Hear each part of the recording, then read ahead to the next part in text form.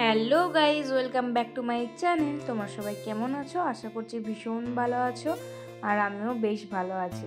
আজকে চলে এসেছি আবারও একটা নতুন ব্লগ নিয়ে। নতুন ব্লগ বলতে নতুন পার্ট নিয়ে বিয়ে বাড়ি। তোমরা তো সবাই জানো আমি বরযাত্রী এসেছিলাম, আর আমি বাড়ি ফিরিনি।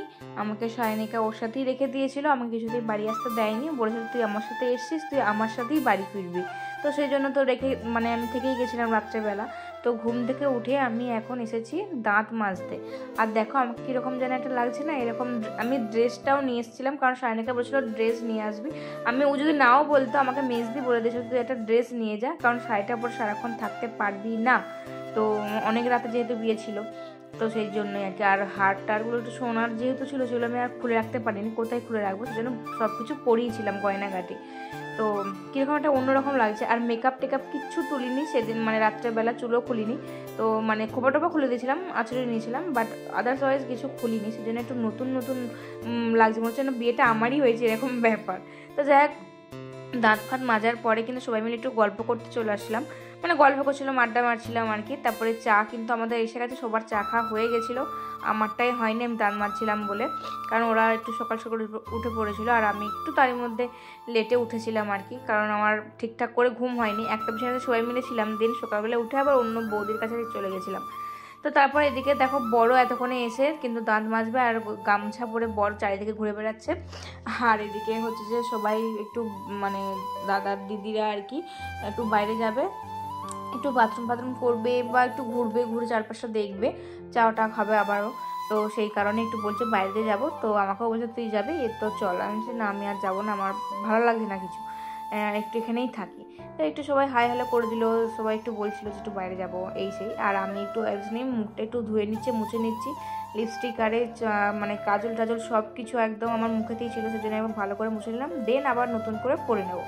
তো যাই হোক, আমি আর সায়নিকা কোথাও যাইনি, একটু বসেছিলাম। গলার অবস্থা তো খুবই খারাপ, মুখ দিয়ে কথা বেরোচ্ছিল না, এতটা গলাটা বসে গেছিলো, ধরে গেছিলো, এরকম অবস্থা। তো যাই হোক, এটাই বলছিলাম যে বড্ড টায়ার্ড আছি, ঠিকঠাক করে এখনও ঘুমটা হয়নি, যদিও অনেকটা ঘুমিয়েছিলাম বলে একটু ভালো লাগছিল, বাট তাও একটা বুঝতেই পারছো, বাড়ি আর একটা অন্য জায়গা একটু ব্যাপার আছে।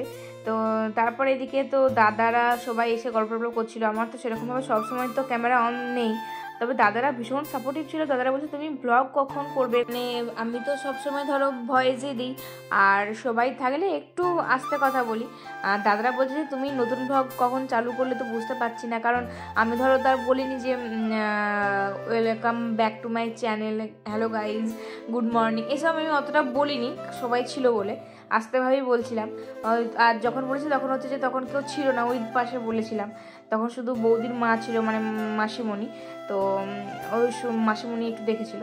তো যাই হোক, এদিকে তো আমরা ওই দাদা এসে মিষ্টি খাওয়ার জন্য ভীষণ জোরাজোরি করছিল, কিন্তু আমরা বলছিলাম যে একদম সকালবেলাতে মিষ্টি খাবো না, তাও আবার রসের মিষ্টি, তো রসগোল্লা একদম খাবো না, শুকনো মিষ্টিগুলো তাও খাওয়া যাবে। সেই জন্য সায়নিকা আর সব হাত জোর করে বলছিল প্লিজ খাবো না দাদাকে। তারপরে এই যে সন্দেশগুলো এনেছিল, সন্দেশগুলো খুব ভালো খেতে ছিল, খুব। তো সবাই মিলে সেগুলো খেয়ে নিচ্ছিলাম। তারপরে মাসিমণি এসে ভীষণ কান্নাকাটি করছিল, বুঝতেই পারছো।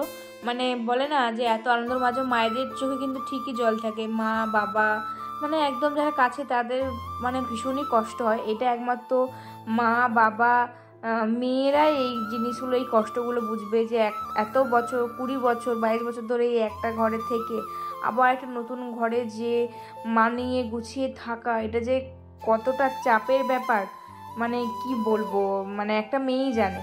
এর জন্যই না বিয়ে করার ইচ্ছেটা চলে যায় এই দিনটার জন্য, মানে একদম বিয়ে করতে ইচ্ছে করে না, এত মন খারাপ হয়ে যায় দেখে। আমি তো নিজেই ভীষণ কষ্ট পাচ্ছিলাম দেখে, মানে এত কান্না পাচ্ছিল কি বলবো। ওটা ছিল বৌদির বোন আর মা। তো তোমাদেরকে একটু দেখিয়ে দিলাম। সবাই খুবই ভালো, সবাই খুব ইয়ে করছিল। তারপরে এদিকে দেখো মানে সবাই মিলে এসেছে ওই কি বলে এটাকে, মানে সেই টাকা চাওয়ার জন্য, সে জুতো লুকানোর জন্য যে টাকাটা পায় আর কি শালিরা। তো সবাই মিলে এসেছে সেটা জামাইয়ের কাছ থেকে নেবে বলে। তো এখানে দরদাম চলছে, প্রথমেই বলেছে 10,000 টাকা, তারপর 20,000, 25,000 থেকে একদম চলে গেছে 50,000 টাকা। 50,000 টাকা চাইছে, লাস্ট পর্যন্ত দাঁড়িয়েছে। মানে প্রথমে বলছিল কি 20,000 টাকা চাই, 25,000 টাকা চাই। তা আমরা বলছেন যে না না অত দেওয়া যাবে না বা কিছু, আমরা এমনি ইয়ার্কির মধ্যে চলছিল, ভীষণ ইয়ার্কি হচ্ছিলো এখানে, সবাই মিলে খুব ইয়ে করছিল। তারপরে আস্তে আস্তে যখন দেখতে কেউ দিচ্ছে না, তো তখন কিন্তু দল বাড়াচ্ছে দাদারা সবাই, ওদিক থেকে শালিরা সবাই দল বাড়াচ্ছে। আর আমরা এদিকে শুধু আমি, সায়ন্তনদা আর সায়নিকা ছিলাম। তারপরে সায়ন্তনদার মামা ছিল, মামা এসেছিলো, সে একটু বলছিল ওই যে পাশে দাঁড়িয়ে আছে। তো শেষমেশ আমার একদিকে বলছে যে 50,000 টাকা চাইছে, তো লাস্ট পর্যন্ত বোধহয় 5,000 টাকা দেওয়া হয়েছে। মানে বিয়েবাড়ির এই নিয়মগুলো মানে এত ভালো লাগে না কি বলবো, ভীষণ আনন্দ হয়। আমার তো দিদিদের কথা, মানে দিদিদের বেলার কথাগুলো মনে পড়ে যাচ্ছিলো, এই মেজদির এই সেদিনেই হলো, বড় দিদিরটাও মনে পড়ে যাচ্ছিলো, মানে এরকম ব্যাপার আর কি। তো যাই হোক, তারপর কিন্তু আমার সকালে জলখাবার খেতে বসে পড়েছি, কারণ বেলা বাজছে তোমার 10, 10:30 বাজছে, আবার ব্যাক করতে হবে, কতটা রাস্তা বুঝতেই পারছো। তো দেখো লুচি গরম গরম ফুলকো ফুলকো লুচি, তারপরে সাদা আলুর তরকারি, আর ছিল বেগুন ভাজা, মিষ্টি তো ছিলই। ভীষণ ভালো লাগছিল খেতে, খুবই ভালো লাগছিল। গরম গরম লুচি আর সাদা আলুর তরকারি দিয়ে বেগুন ভাজা দিয়ে আমার তো মানে বেগুন ভাজা দিয়ে লুচি খেতে আমার বেশ ভালোই লাগে।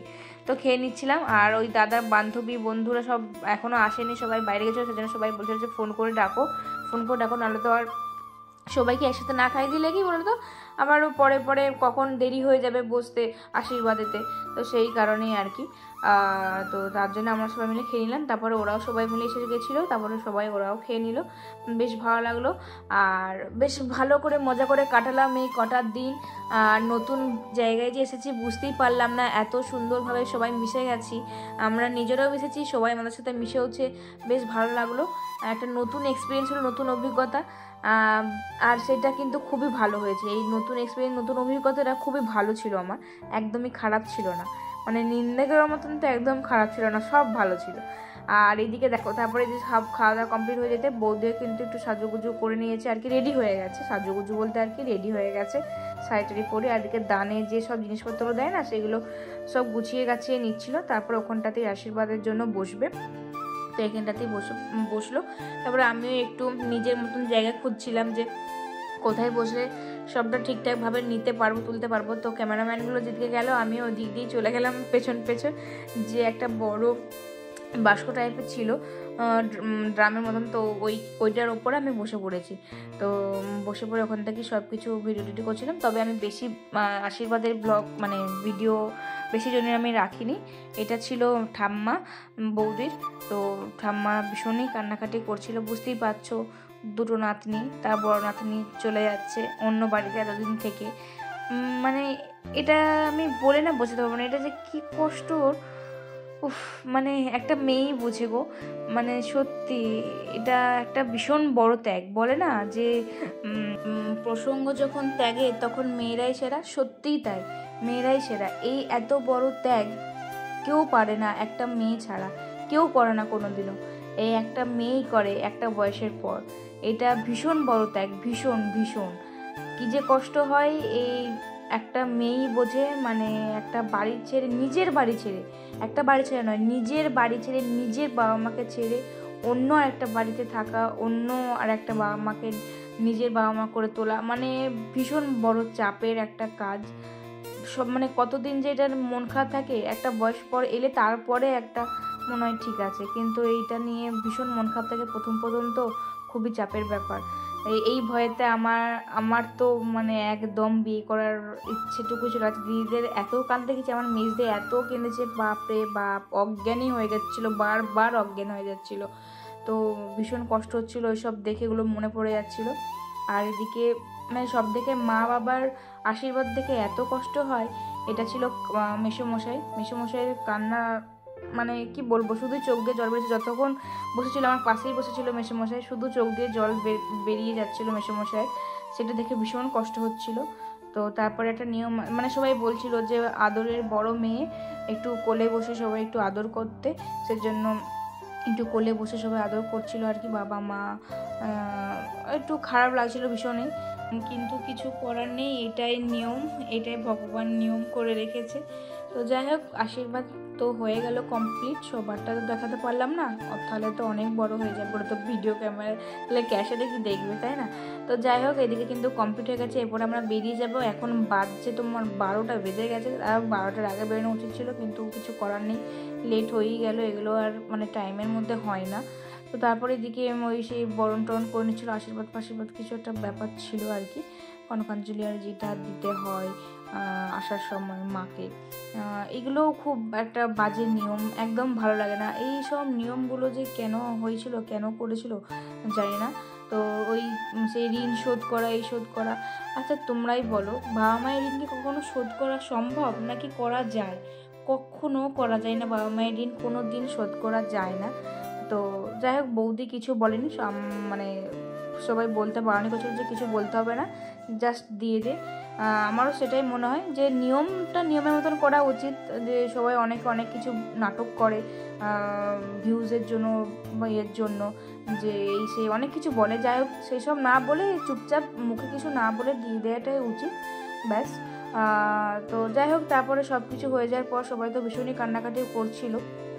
এই এক বিশাল একটা মুহূর্ত, মানে এই বাড়ি ঘর ছেড়ে আসা, এই বাড়িতে আর আসতে পারবো না, কুটুমের মতন আত্মীয়র মতন আসতে হবে নিজের বাড়িতেই। বেশি দিন চাইলেও মন চাইলেও থাকতে পারবো না, একটা নিয়ম বাঁধা ধরার মধ্যে একটা মানে জীবনবন্দি হয়ে গেল, এটাই যা। তো তারপরে এদিকে বোন দিদির মানে কষ্ট যে কী, সেটা তো আমি আর কি বলবো, যাদের বোন দিদি আছে তারাই এই কষ্টটা বুঝে। সেই জন্য এই সব দিদি বোনেরা একটু জড়িয়ে ধরে কাঁদলো, যাতে মনটা একটু হালকা হয়। দেখবে কান্নাকাটি একভাবে যদি চেপে করে নিই না, অনেকটা মানে মনটা হালকা হয়ে যায়, কিন্তু গুমড়ে যদি কাঁদতে থাকি না, অনেকটা কষ্ট লাগে।